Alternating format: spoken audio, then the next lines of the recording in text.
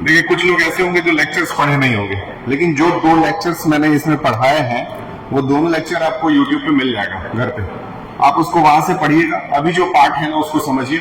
इसमें का एक पार्ट और एक लेक्चर हम किए थे जिसमें ये पार्ट पढ़ाए थे, लेकिन ये क्योंकि इम्पोर्टेंट है एक बार दोबारा कर रहे हैं। एक्सप्रेस तुरंत समझ में आ जाएगा, कोई बड़ी चीज नहीं है। ईच ऑफ द फॉलोइंग, कुछ बच्चे तो अभी तुरंत इसको करके भी दिखा सकते हैं जो इसके पहले वाले लेक्चर में बैठे हुए थे। Following decimal in the form of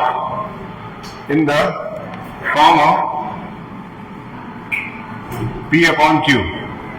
ऐसा हो सकता है कि सबको पढ़ने में मन ना लगे, ऐसा हो सकता है, नॉर्मल बात है, कोई बात नहीं। जिसको पढ़ने में मन नहीं लगता है वो दूसरे को डिस्टर्ब नहीं करेगा, ताकि वो बच्चे आगे बढ़ सके जिनको पढ़ने का मन है। आप यहाँ के बदले इसी चीज को घर पे भी बैठ करके पढ़ सकते हैं, लेकिन आप दोनों जगह अगर पढ़ेंगे तो आपको फायदा होगा। ठीक, सवाल है 0 पॉइंट, ध्यान से देखिए, 0.2 के ऊपर डैश लगा हुआ है और इसको हमको P अपॉन Q के फॉर्म में चेंज करना है। यहाँ पे बैठे हुए 2-3 ऐसे बच्चे हैं जिनके लिए कोई बड़ी बात नहीं है, इसके पहले एक बार सीख चुके थे। तो 0.2 दिया रहेगा, उसके ऊपर डैश लगा है। डैश का मतलब है कि ये नंबर जो है वो कई बार रिपीट होता है, infinite number of times repeat होता है। तो सबसे पहले हम लोग क्या करते हैं ना, x इज इक्वल टू 0.2 लगा करके डैश मान लेते हैं। मतलब जो भी नंबर वहां दिया है उसको 0.2 इज इक्वल टू x मान लिए। पहले स्टेप में कोई प्रॉब्लम, जो भी सवाल दिया रहेगा उसको x इज इक्वल टू मान लेंगे, इसमें कोई बड़ी बात। 3 से 4 स्टेप में ये आप सीख जाएंगे। पहला स्टेप क्लियर है। अब दूसरे स्टेप में क्या करेंगे, इसको रियल फॉर्म में लिख देंगे, यानी कि 0.2222 लगा करके और डैश बना देंगे। एटलीस्ट 4 बार लिख दिया करिए, जो भी दिया रहे उसको 4 बार एटलीस्ट लिख देंगे तो बेहतर होगा। कोई प्रॉब्लम है? ठीक, अब इसके बाद करना क्या है, इसके बाद दोनों साइड, लेफ्ट हैंड साइड और राइट हैंड साइड, दोनों साइड आपको 10 से मल्टीप्लाई कर देना है। तो लिखेंगे मल्टीप्लाई बोथ साइड बाई 10।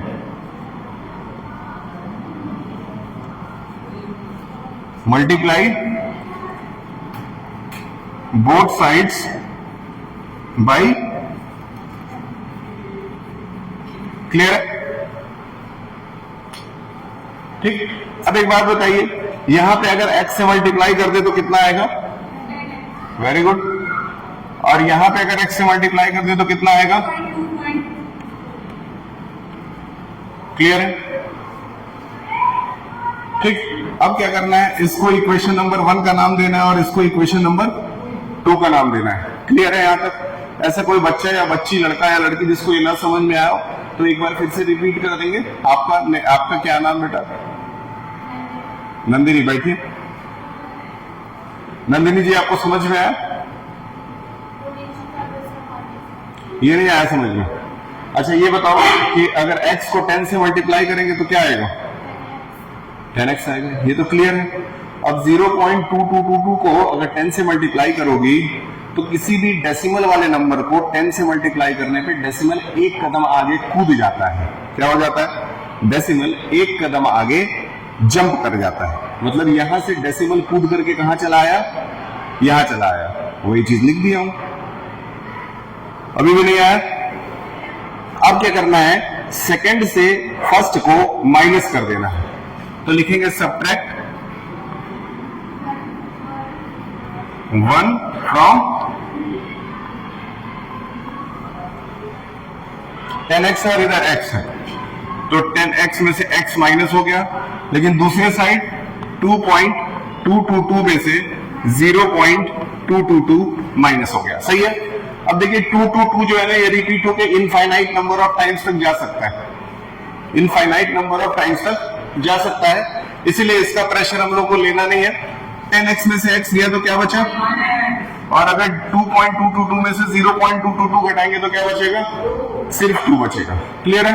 तो x इज इक्वल टू क्या आ गया, 2/9। ये एक बार इसके पहले हम पढ़ा चुके थे, दोबारा रिपीट किया, इसलिए हम बहुत ज्यादा समय इसको नहीं देंगे, आगे चलेंगे। बताओ क्लियर है?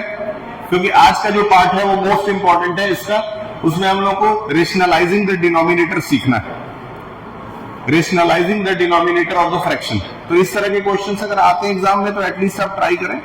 और आपको मैथ जो है वो 4 चैप्टर आपका यूनिट 1 में आ रहा है, सिलेबस बन गया आप लोगों को। सिलेबस की इस बार आप लोगों को किताब बनेगी, किताब बना रहे हैं, मैं किताब बना दिया हूं लगभग। सिलेबस की एक बुक आप लोगों को मिलेगी, ठीक है?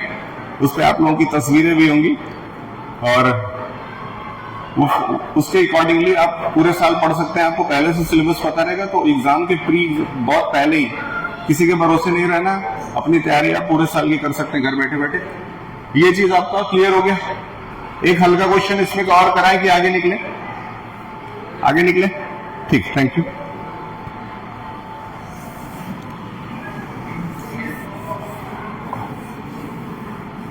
ठीक है, और इस बार ये बताते हुए मुझे बहुत खुशी हो रही है आप लोगों को कि आपके क्लास से एक बच्चा, क्या नाम है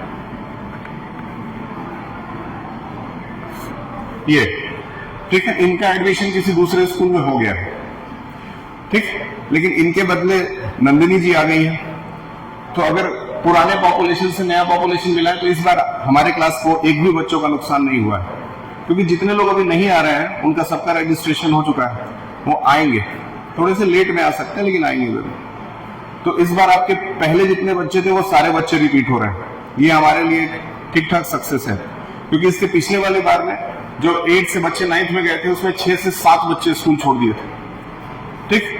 अगर आप लोग सारे बच्चे आ रहे हैं तो अब ये टीचर्स की जिम्मेदारी बनती है और हमारी जिम्मेदारी बनती है कि पढ़ाई जो है वो अच्छे से हो। एक सवाल और इसमें कर लेते हैं या छोड़ देते हैं, रेशनलाइजेशन पे चलते हैं, जो सबसे इंपॉर्टेंट पार्ट है। कुछ बेसिक जो रूट वाले नंबर्स को सॉल्व करने के लिए आपको बताना जरूरी है, इसके पहले वाले लेक्चर में बताए थे, चलिए बताते जाइएगा। अगर मैं √2 से √2 को मल्टीप्लाई करता हूं तो क्या आएगा, कौन बताएगा? ठीक है, याद रखिए सिर्फ 2 आएगा। रूट वाले नंबर से अगर मल्टीप्लाई हो रहा है और वो नंबर सेम है तो रूट खत्म हो जाता है और सिंपल नंबर बच जाता है, ये हमेशा याद रखना है। लेकिन अगर मान लेते हैं कि √3 है और √2 से मल्टीप्लाई हो रहा है तो क्या आएगा? √6 आएगा। ये पता होना चाहिए। अगर नंबर अलग अलग है तो दोनों रूट से एक दूसरे से मल्टीप्लाई हो जाएंगे। फिर बताइए, अगर √3 में √2 को अगर ऐड करना है तो क्या आएगा?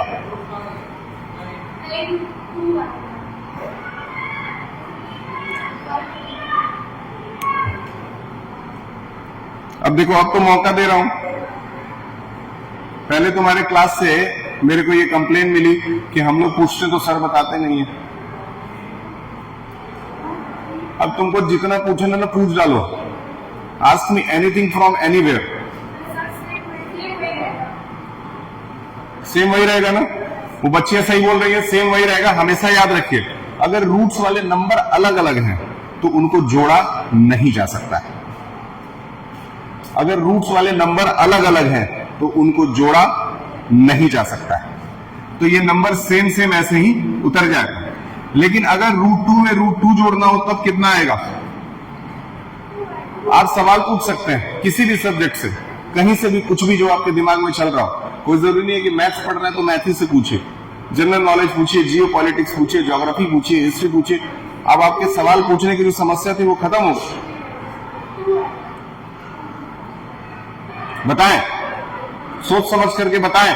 जो इसके पहले वाला लेक्चर अटेंड किया था, this is not a very big thing for them to tell.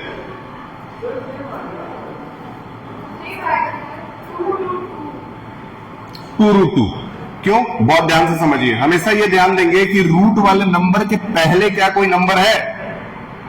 नहीं है तो क्या है? इसके भी पहले कुछ नहीं है तो क्या है? उसके बाद √2 जो है वो कॉमन आ जाएगा और ये 1 और ये 1 जुड़ जाएगा। याद रखिएगा, ये भूलिएगा मत, क्योंकि यहां से ये चैप्टर जो है वो इसी डायरेक्शन में चलेगा, जबकि आपको सारे के सारे सवाल जो है वो रूट वाले नंबर से मिलेंगे। नेक्स्ट बताइए, बताएं क्या हो सकता है? सवाल पूछिए। हाँ, 9√3 100% करेक्ट। चलिए 6 2 8 8√3 ठीक है। तो मतलब पीछे वाला लेक्चर पढ़ाने से फायदा हुआ है, अच्छी बात है। रिवीजन भी थोड़ा थोड़ा होना चाहिए। अगला सवाल है, बताते हैं कौन, देखते हैं इसमें से कौन बता रहा है। अगर हम 2√3 ले लें और उसको 4√6 से मल्टीप्लाई कर दें तो कौन बता सकता है क्या आएगा?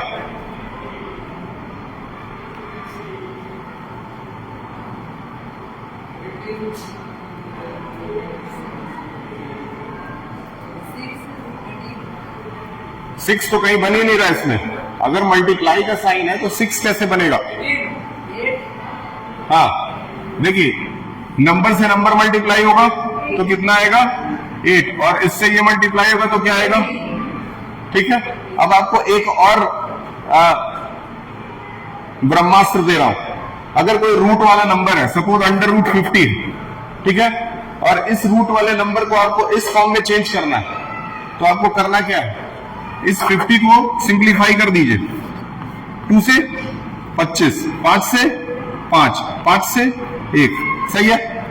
अब इसके बाद सेम सेम नंबर का पेयर बनाइए। सेम सेम नंबर का पेयर बना, क्लियर है?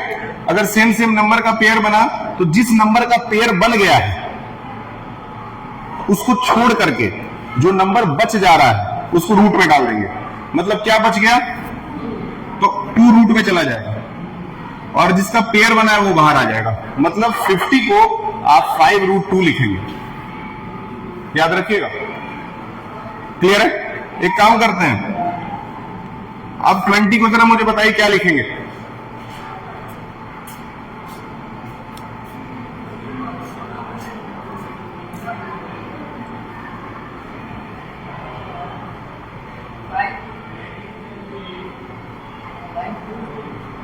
फाइव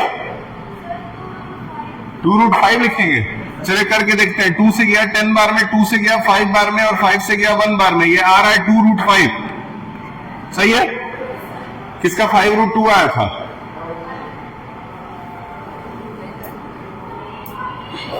समझ में आया? ठीक। अगला 120 को बताइए। अच्छा 48 को बताइए। 48 को मैं देखता हूं कई बार 9th में ये सवाल पूछा है 48 को चेंज करने के लिए, क्योंकि अभी इससे रिलेटेड क्या हुआ? Why are not writing? You don't have pen? समझ में आ रहा है ये? हाँ, तो तुमको बस लेक्चर नहीं देखना है, लिखना भी है। सारा नोट करो।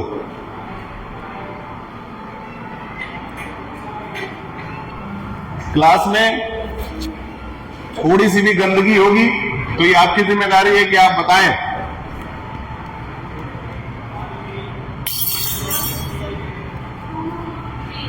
√3 चले करके देखते हैं। 2 से 24 आया, 2 से 12, 2 से 6, 2 से 3 और 3 से 1, सही है। अगर मैं इसके पेयर्स बनाता हूं तो इसका और इसका पेयर बन रहा है, सही है। तो क्या बच जा रहा है? जो बच गया वो बाहर आया, अंदर गया कि नहीं गया? बाहर। इसमें ये पेयर बनाया तो यहां से 2 निकला, ये पेयर बनाया तो यहां से 2 निकला। 2 2 जा तो 4√3 आएगा। ध्यान दे, 2 पेयर है तो 2, 2 2 जा 4 हो गया। एक पेयर बनता तो 1, 2 रहेगा तो प्लस हो जाएगा। अगला सवाल 96 कुछ बताएं। धीरे धीरे आ जाएगा, प्रैक्टिस करते रहिए और सवाल पूछिए।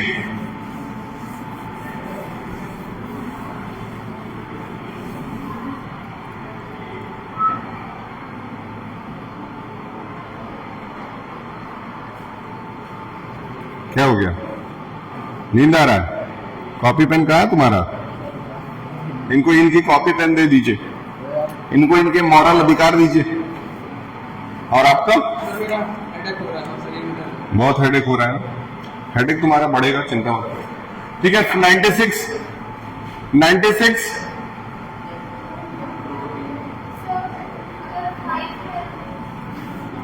96 करके देखें। 2 से 48, 2 से 24, 2 से 12, 2 से 6, 2 से 3 और 3 से 1, यही आ रहा है। अगर मैं 2 के पेयर्स बनाऊं तो एक पेयर ये है, एक पेयर ये है, ये तो बच गया। जो बच गया वो रूट में जाएगा, यानी कि रूट में क्या चला गया, जो बच गया वो रूट में गया और इधर, ठीक, तो क्या आ गया, समझ में आया? याद रखिएगा 105 को लीजिए करके दीजिए। ये टूल्स है जिसके बाद आप क्वेश्चन करने लायक हो रहा है।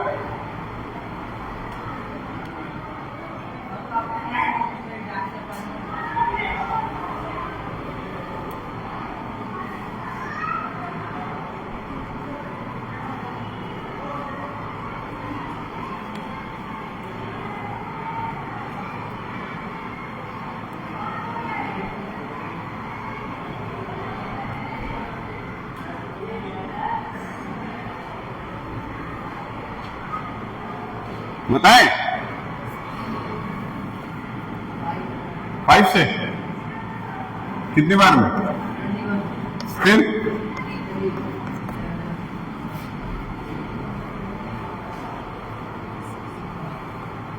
तो यहां कुछ पैटर्न समझ में आया क्या हो रहा है?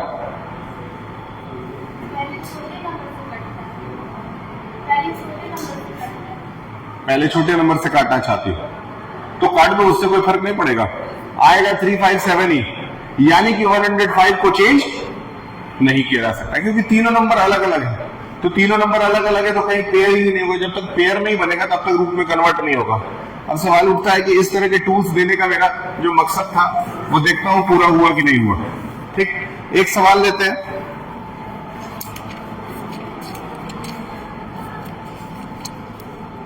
ठीक, सवाल देखिए,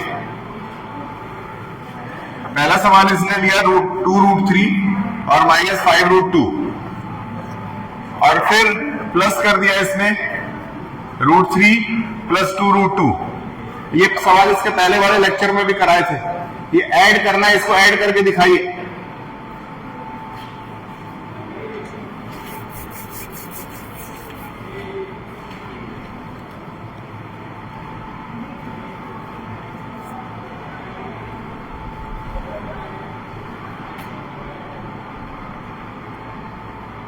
इसको ऐड करना है, ऐड करके कृपया दिखाएं। चलिए, पहले तो 2√3 है, जैसे है नॉर्मल नोट कर लेते हैं, प्लस लगा करके √3 और प्लस 2√2, जैसे नॉर्मल था वैसे नोट कर लिए। अब बहुत ध्यान से समझिए, देखिए यहां √3 के पहले कुछ नहीं है तो क्या है, लगा लीजिएगा ताकि करना आसान हो जाए। अब उसके बाद क्या करना है कि सेम नंबर वाले, जो सेम रूट वाले हैं उनको एक साथ देखिए। ये देखिए दोनों के नीचे √3 पीछे है तो ये एक साथ हो गया और ये दोनों एक साथ हो जाएंगे। अब इनको एक साथ लिख दीजिए, मतलब पहले आ गया क्या 2√3, उसके बाद क्या आ गया +1√3, फिर -5√2, फिर क्या आ गया +2√2। ऐसे लिखने पे अब आसान हो गया। अब इसको जोड़ना आसान है, बताइए कितना आएगा। यहां ये जोड़ करके कितना आएगा 3√3 प्लस माइनस, तो 5 में से 2 गया तो सही है। अब देखिए इसके पीछे √3 है, इसके पीछे √2 है। मैं बताया था कि जब अलग अलग रूट्स रहते हैं तो इनको सॉल्व नहीं किया जा सकता है। जब अलग अलग रूट्स रहते हैं तो इनको सॉल्व नहीं किया जा सकता है, तो यही इसका आंसर हो जाता है। अगला सवाल,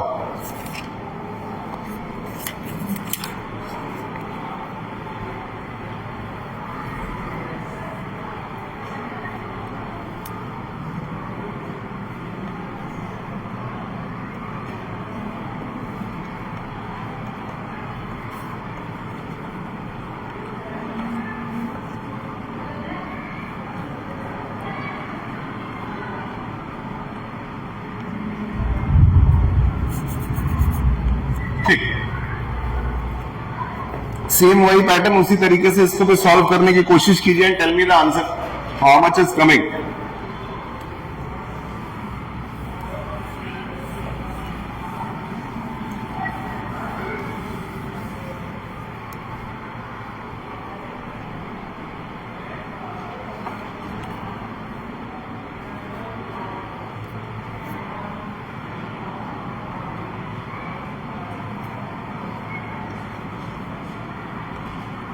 पहले नॉर्मल जैसे नोट करना है नोट कर लेते हैं।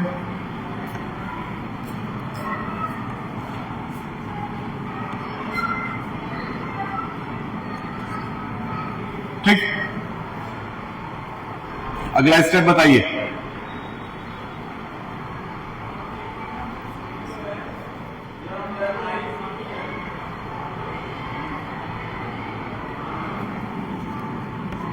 अब देखिए जो सेम सेम वाले उनको एक तरफ रखने की बात हुई थी, तो यहां √2 और यहां √2 सेम सेम दिख रहा है, इनको एक साथ रख लेते हैं 2√2 और फिर -1√2। अब ये और कौन सा सेम है? और तो कोई सेम है नहीं, यहाँ √3 लगा, यहाँ 5 लगा है। अच्छा यहाँ पे एक गलती हो गई, ये कितना था? √3 था। ठीक, तो यहां से हमारा आ गया क्या? प्लस 5√3, यहां से क्या आ गया? प्लस 3√3, ये दोनों एक साथ हो गए। देखिए बार बार 5 जो है वो 3 जो है 5 बन जा रहा है। ये आपका हो गया -7√5 प्लस 1√5। अब मेरे ख्याल से आसान हो जाएगा, बताएं।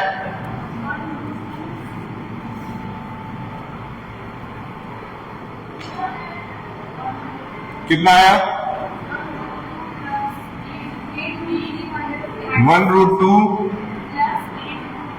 8√3 -6√5। ठीक, इसको और ज्यादा फर्दर सिंप्लीफिकेशन इसका नहीं हो सकता है, ये आपका आंसर हो जाता है। ध्यान में रखिए, आगे बढ़ रहे हैं। समझ में आया ये सवाल? इस तरह के क्वेश्चन सब कर लेंगे। ठीक, नहीं आता है आप पूछ सकते हैं।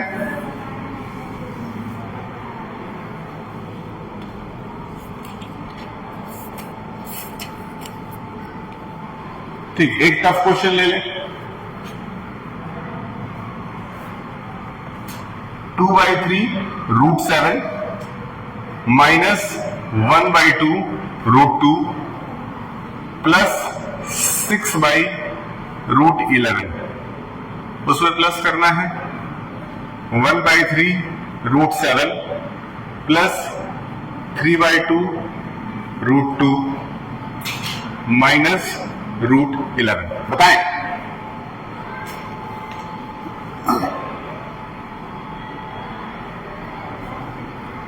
ठीक, फिर से वही काम करेंगे, बेस जिसका सेम है उसको एक तरफ रखेंगे, तो आपका 2/3 √7 में प्लस हो जाएगा 1/3 √7, फिर -1/2 √2 प्लस 3/2 √2, फिर प्लस 6/√11 माइनस 1/√11। क्लियर है? बताइए आंसर कितना आएगा। यहां देखते हैं, यहां 2/3 या 1/3, बीच में प्लस लगा है, दोनों को जोड़ना है, कितना आ रहा है? 2/3 और 1/3 को ऐड करके कितना आएगा? हाँ, 2/3 प्लस 1/3, एलसीएम 3 आ गया, ऊपर भी 3 ही बनेगा। 3/3 बना यानी कि 1 बना, 3/3 तो कट गया ना, कितना आया? तो इसको सीधे लिख सकते हैं 1√7।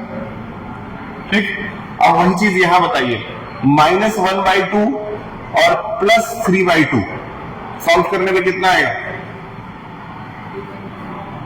-1/2 प्लस 3/2 इज इक्वल टू बनेगा 2 -1 प्लस 3 यानी कि 2/2 यानी कि 1। सही है? बड़ा नंबर तो यही था, तो प्लस 1√2।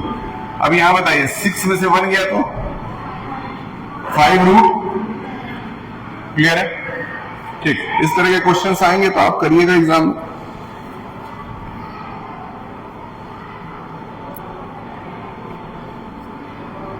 ठीक है, अब आ रहा है तुम्हारे सामने 4 मल्टीप्लीकेशन एक साथ।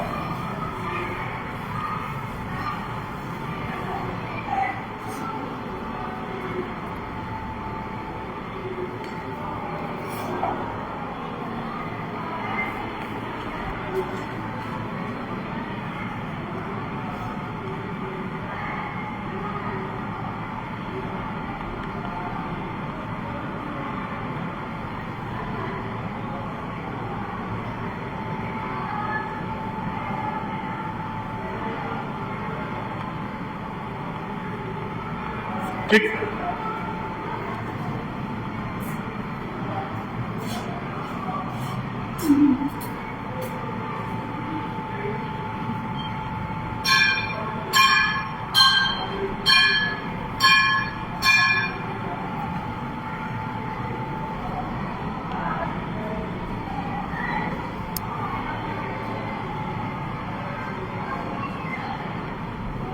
ये 3 सवाल हम लोग को करना है और यही ये लेक्चर खत्म हो जाएगा। हाँ जी, हाँ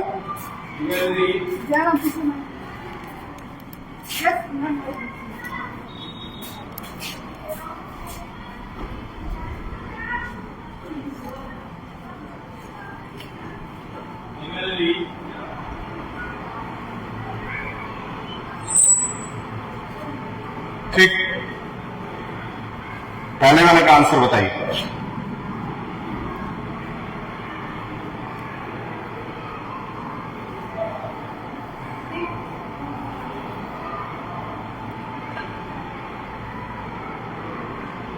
नहीं, ध्यान से समझो। यहां क्या है ना, 3√5 है और इंटू करना है 2√5 करना है। पहले सबसे पहले 3 2 जाए तो 6 हो गया, सही है। लेकिन अभी भी इसमें √5 इंटू √5 बचा हुआ है। √5 इंटू √5 क्या होता है? √5 इंटू √5 क्या होता है? सिर्फ 5 होता है। कितना आएगा? ये ध्यान में रखिए, जो बेसिक रूल बताया उसी पे, कुछ अलग ऐसा नहीं, अलग से कोई एक सवाल भी ऐसा अलग से नहीं डालेंगे। यहां बताइए, ये तो हो गया खैर, तो इसका आ गया सीधे 30। ये तो बड़ा सिंपल है, बताएं।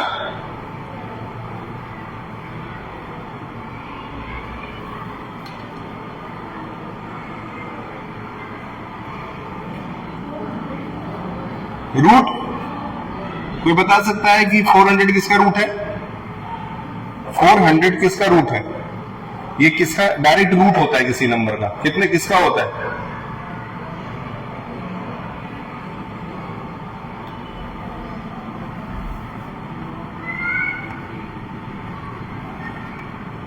सही है। 20 इंटू 20 इज इक्वल टू 400 होगा। तो कितना आया? क्लियर है? जिस नंबर का रूट आ जाए डायरेक्ट उसको रूट निकाल के लिख देना है। अगर रूट 400 भी छोड़ देते तो गलत नहीं है, लेकिन this is the correct way of writing it. याद रहेगा? लास्ट वाले का आंसर बताएं।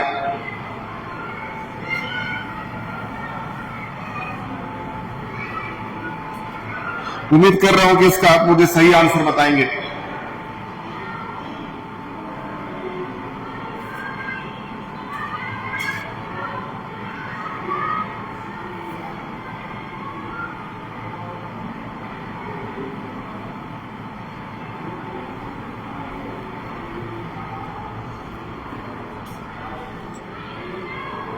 बताएं। 3 2 जाए तो सबसे पहले 6 हो गया, और 28 7 जाए 196। क्लियर है? 196 जो नंबर है वो तो किसी का रूट है। किसका रूट है? 196 किसी का रूट है कि नहीं? तुम लोग 1 से लेकर के 20 तक कम से कम स्क्वायर रूट, क्यूब रूट ये सब याद कर लो। 14 का है, 14 6 जा, समझ में है? जिस नंबर का डायरेक्ट रूट निकाला जा सकता है उसको निकाला जाए। टाइम कितना हुआ देखिए, 30 मिनट हो गया। ठीक।